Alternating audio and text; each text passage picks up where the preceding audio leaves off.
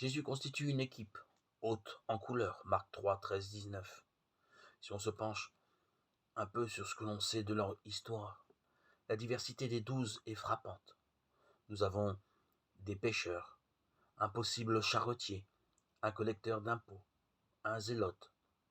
Certains étaient grecs, d'autres de la région, d'autres encore araméens.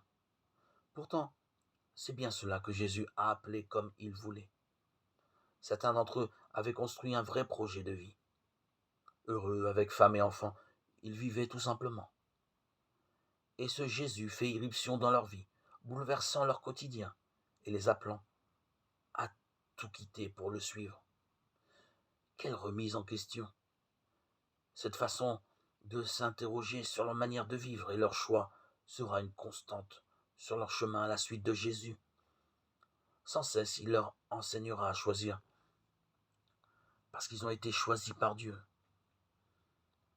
Notre vie, à la suite de Jésus, dans les pas de ses premiers disciples, est un engagement.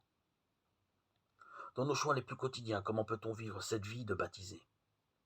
Comment suivre Jésus qui nous a choisis lui-même? Oui, Seigneur, tu es mon tout. Tu as transformé ma vie. Ma vie a basculé le 26 septembre 2019, le jour de mon baptême où tu es venu.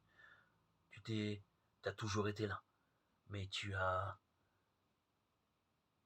si l'on peut dire, dessillé mes yeux, ouvert mon cœur, changé mon esprit, rapproché de toi, dans une communion qui n'a pas de pareil. Vivre de ta présence quotidiennement par ton esprit est une joie très profonde qui appartient à tout baptisé et qui ne demande qu'à éclore, telle une fleur. Tu ne demandes qu'à rejeter tout ce qui a étouffé notre esprit et notre âme par toutes ces distractions de ce monde.